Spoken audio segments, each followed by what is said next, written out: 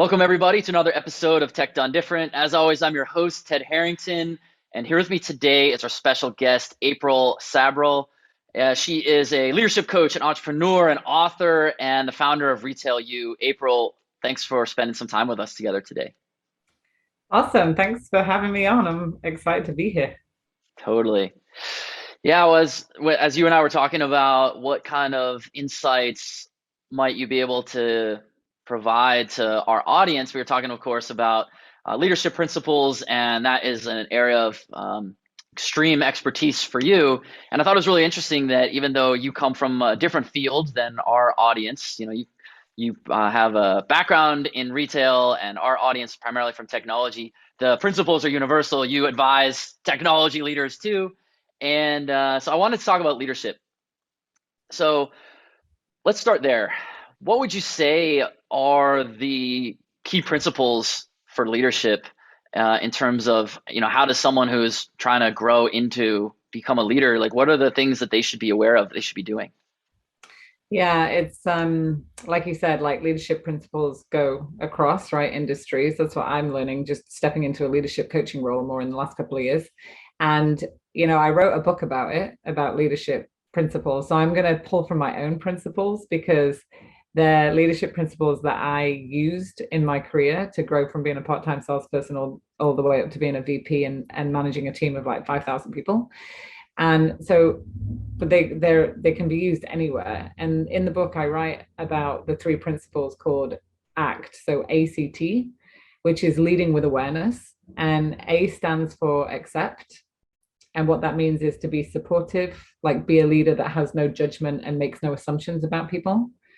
The second step is create, which is being responsible. So thinking and envisioning, like being responsible for what you think about, where you spend your time thinking, because I really do believe that your thoughts create your reality. So it's really important that we actually start talking about that more in the whatever business you're in. Entrepreneurs, I think, get that more than anything because they've got to be so focused on building something when it's new and believing in it. But your mindset really matters. And then number three is teach. So T is the teach. So it's be selfless and approach things from a mentorship and a coaching perspective. Because when you do that and you're leading a team, you're going to be less frustrated. You're going to see opportunities where you can coach and train people to become better at what they do. And that is in all industries, right? So I talk about this and write about this and kind of elaborate on it because those are the three principles that have helped me be successful as a leader and build large, high performing teams. I love it. So let's dig into each one of those. So let me ask you about this principle of accept first. And the way I heard you describe it sounded very Buddhist, actually, in a lot of ways, just like be calm, no judgment, and, it's neither good nor bad. So help me understand this a little bit better.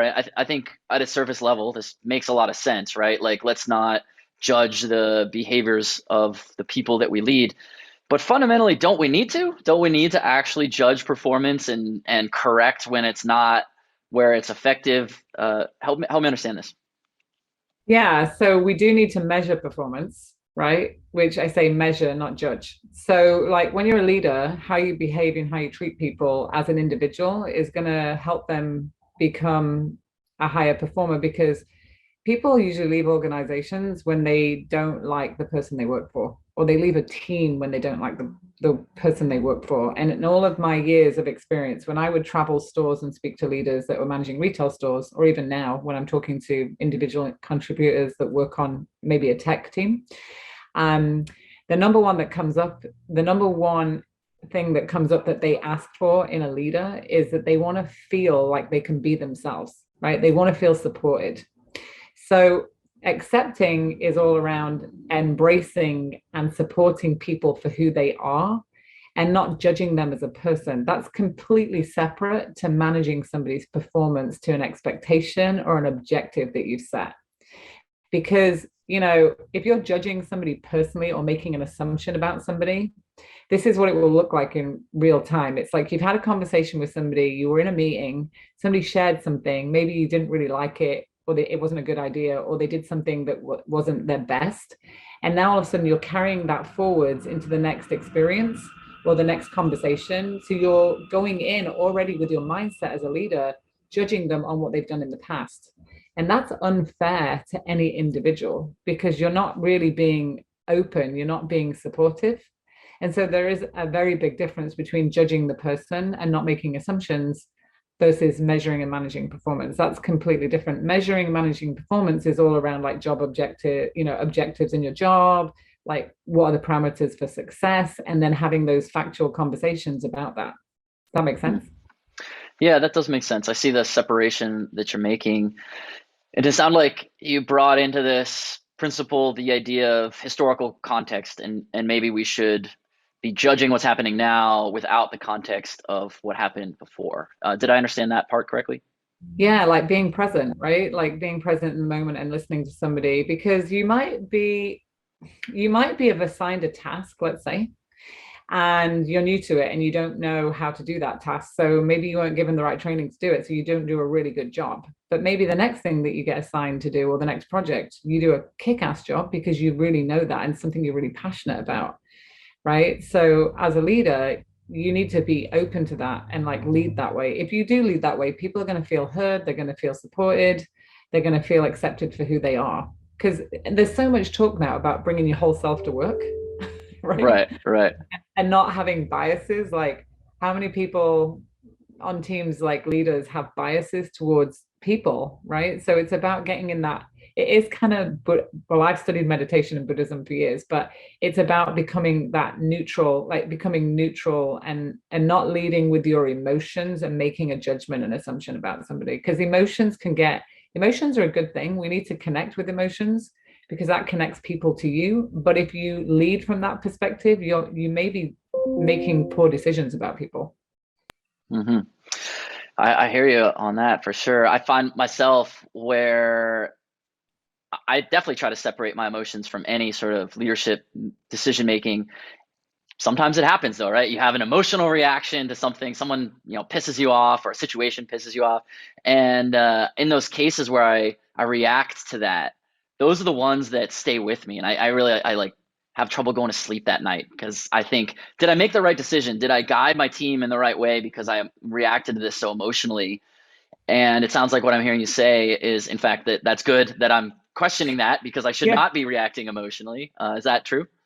Yeah. Like I had a boss about, I don't know, 15 years ago, and he said to me, when people work for you on your team, he's like, what? They go home at night, and most people talk about their work, right? Like to their significant other or their friends, their family. We spend a lot of time talking about what happened in our workday. And so when you lead somebody, they go and they share how they feel about working for you to their friends and family. And so he said, how you make them feel about working for you is really important. So that's when the emotional piece does come in, because if they feel positive and feel really good about working for you, all of their friends and family are going to be like, oh, like raving, and, they're your best customers, they're your best like promoters of who you are. But if they go home at the end of the night and they don't feel good about working for you and they start regurgitating that over and over again, then guess what? Their friends and family are like, why do you work there? Like, go work somewhere else, get a new job. Like, it's not worth it. But usually, that feeling of like feeling good about working for somebody is because, again, they feel like in safety, like they feel safe, they feel accepted, they feel supported. When we have emotional reactions, it doesn't feel good, right? Like when you're in a conflict with somebody or somebody has an emotional reaction it can have a negative impact on somebody. So the fact that you said that is really good. You should be thinking about that. it's just Yeah. it's just really, how do you in that moment manage your emotions, right? If you are highly emotional, I have the benefit. I'm not a very emotional. I'm much more logical, Right. which has its own challenges. But yeah, it's how to manage that in the moment. Sure. It's definitely hard to manage that in the moment, Mhm. especially when as leaders we often have such strong opinions about the way things should be done. And I'm curious to how you think about this because one of the ways that I've thought about my own leadership development is my whole philosophy, like my mission as a leader is I want to groom leaders who are themselves capable of grooming leaders. Because if I can do that, then my impact is exponential. And so for me, I find myself in those situations where it's like I know it should go this way, and I hear people saying they want to do it another way, and I'm like, that's not the way I want to do it. Being able to say, well, I need to allow this person, right or wrong, see how their opinion of it is going to play out, because that's the only way they're going to become a leader, and then they need to be able to teach that to somebody else. Do you think that's an Right. effective way to do it, when I still believe it should be done the other way, to let someone else struggle with the way they're going to do Here's it? here's my coaching to you on this. I'm putting my coaching hat on now because I'm a Oh, let's coach. go. Free coaching.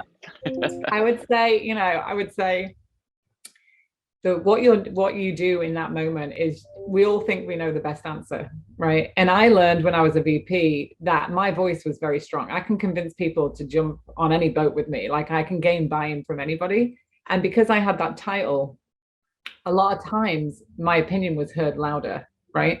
Because I was steering that ship. And I know I've been in those moments where I'm like, oh my God, I know the answer. I'm like, why are they going this way? But here's what I would say to you then.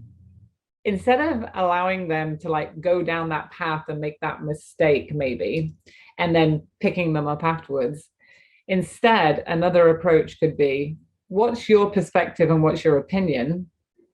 Talk to me about that. Like, if I wasn't here, this is what I used to ask the regional directors all the time, because their goal was to do the same thing, like develop leaders. I would say to them, if I wasn't here anymore and you had to make this decision, what would be the decision that you would make and why?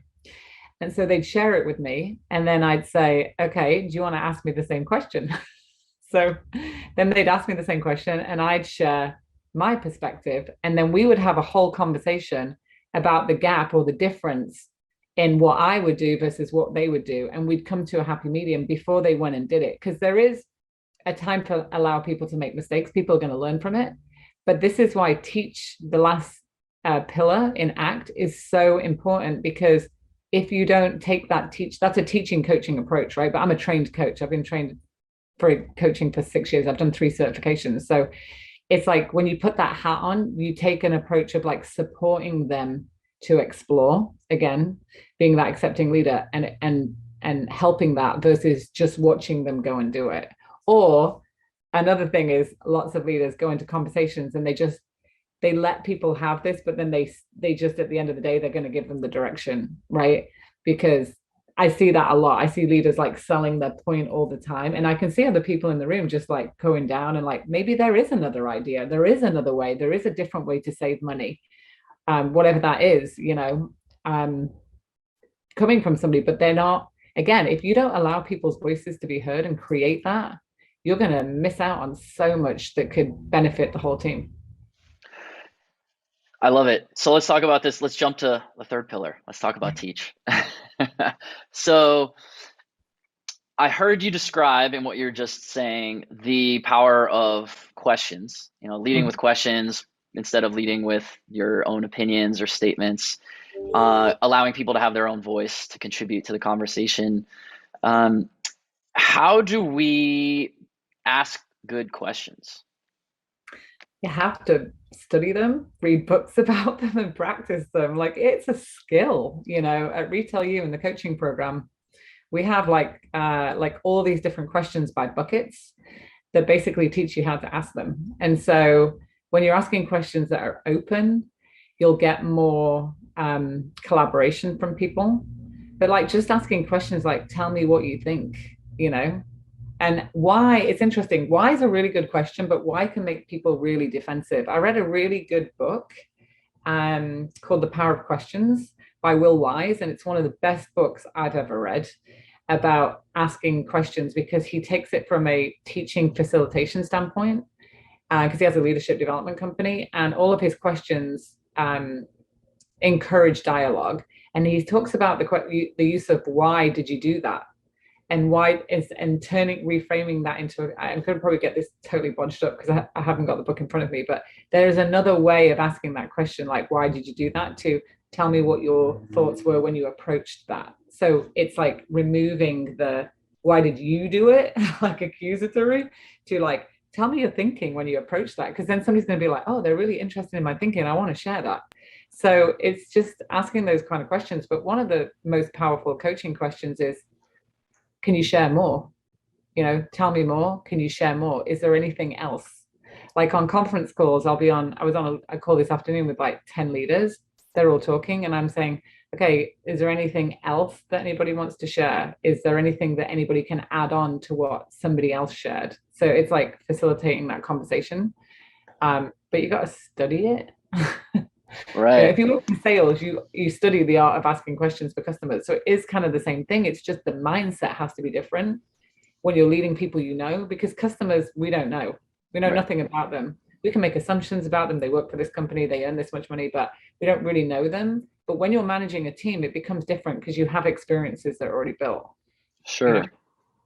Yeah, I think this part of the topic of asking questions is really fascinating about the question why, because we need to understand why. We need to seek why. Like, why are we doing anything? Why would I put my effort into this? Why would I put my money into this?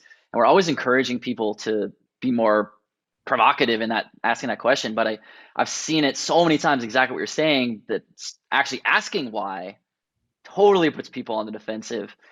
One of the techniques I've learned for how to do that is to, instead of literally saying why, using what, because what is much more neutral. So like, well, what about that is making you want to do that, Oh, that's or good. what about it led you to do it that way?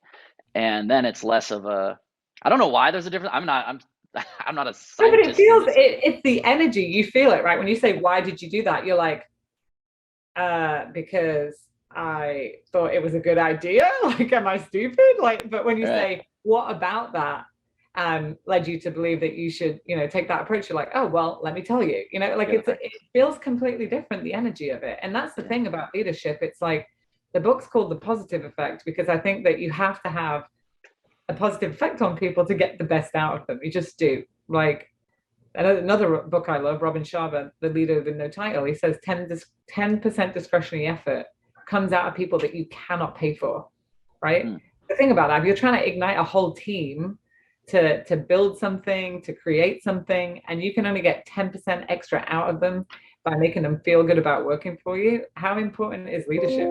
you know, super important. Yeah. I mean, that's also like a life lesson, right? Shouldn't we all be wired to make people feel good about interacting with us? Like, if that's like, how do I make this person feel good? Well, now we have to think about, how do I put myself in this person's shoes? What matters to them? What struggles do they go through? How do they see me? Those are the kinds of things we should be thinking about. Yeah. Yeah, and that's why, when people say to me, "Oh, you should treat people the way that," like, there's that phrase that's like, "You should treat people the way that you want to be treated." I'm like, well, that makes no sense to me. You should treat people the way that they want to be treated, which means then I need to get curious on Hmm. what's important to them. Like, The Five Love Languages is a book that was written for that reason. It was like, Right. find out what somebody else needs and then communicate and treat them that way.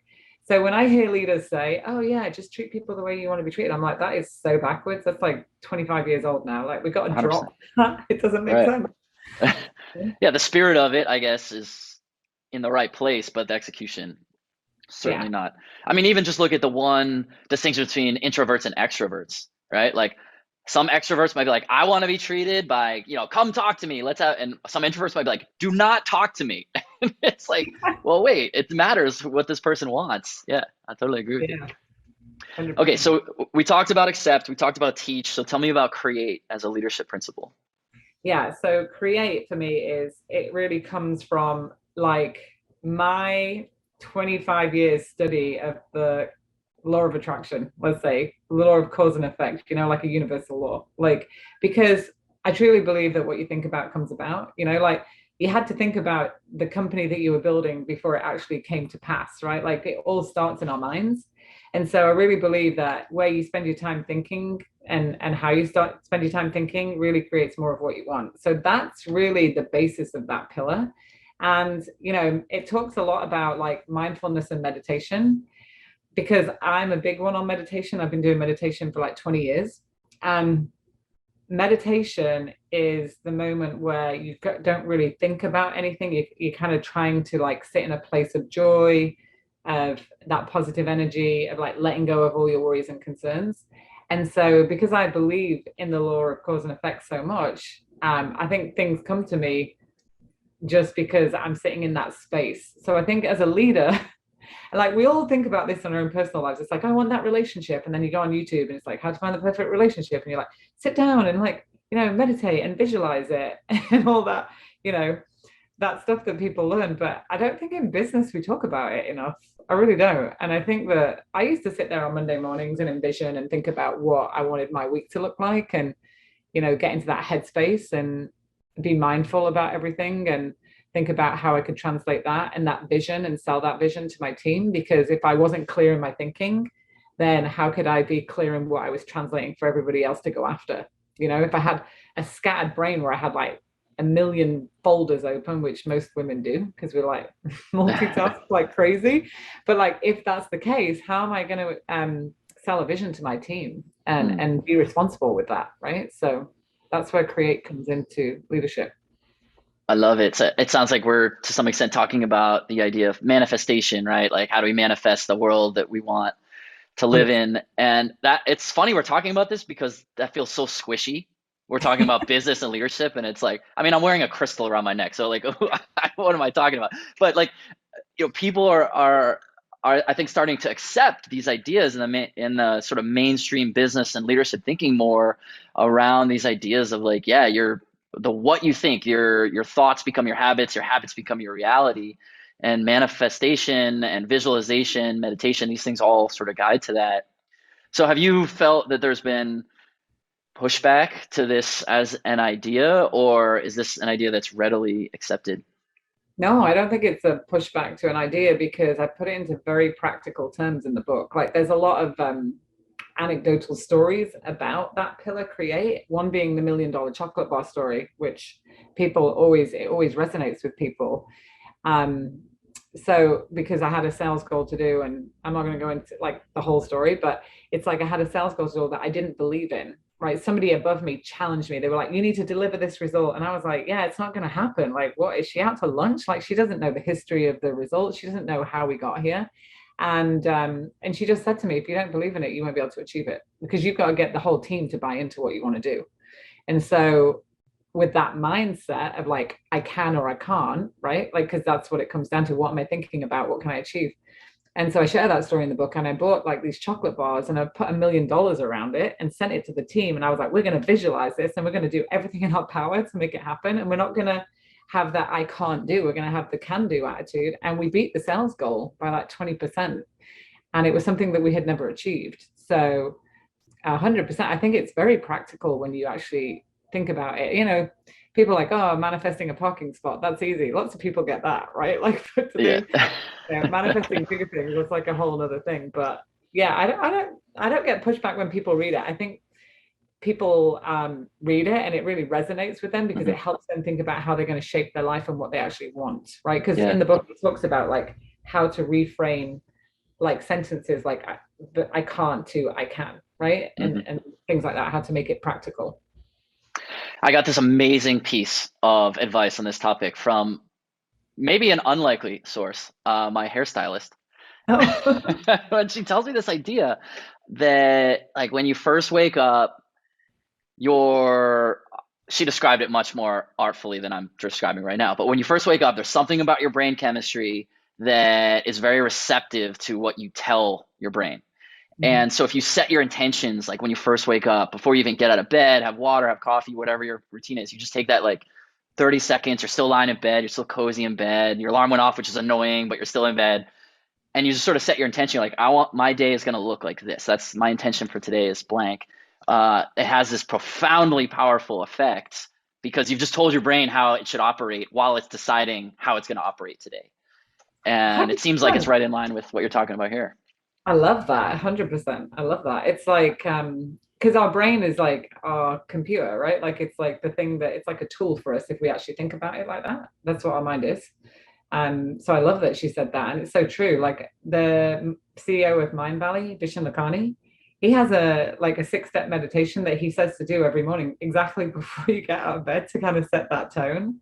And it's hugely powerful. Like, I tell my brain sometimes, like when my brain's like stressed out about things, I'll say, "Thanks, brain, for bringing it up, but like just go and solve some problems that are going to bring me joy and abundance today." And the energy completely shifts. By the way, you know. Wow. I'm going to steal that phrase.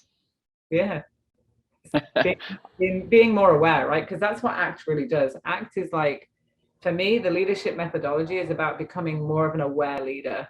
the more aware we are of what's going on around us, about how people feel working for us, about the conditions that we're creating, and then how we're approaching things, we'll have deeper connections with people. Because that's really what great leaders do. They have deep connections with their team and they understand people. Wow, what a powerful idea. Become more aware in order to form deeper connections. I love that. Well, as we come to a close here and we wrap up our time, I mean that's an amazing note, first of all, to end an episode on. But is there any parting thoughts or anything you want to leave our audience with before we wrap up? I mean, I have my favorite quote in the back of the book, actually. See if I can find it. But if I can't, yeah, this is my favorite quote because I think this is what every leader really should be doing with every single team member every day. And it's this: be the type of energy that no matter where you go, you always add value to the spaces and lives around you. And if you can think about that as a filter when you're going through your day and you're working with people, 9 times out of 10, you'll do a good job. Oh, I love that. What a great idea. I have written it along with many other things furiously scribbled on my notepad here. So thank you for participating in this one-on-one leadership coaching that is also an episode of this podcast. April, you've been great. Really, really appreciate your time today and all the wisdom you shared. Oh, thanks so much, Ted. Thanks for having me. And for everybody listening, if you want to learn more about what April's up to or request to appear on the podcast yourself, just go to tedharrington.com/podcast, and we'll catch you next time.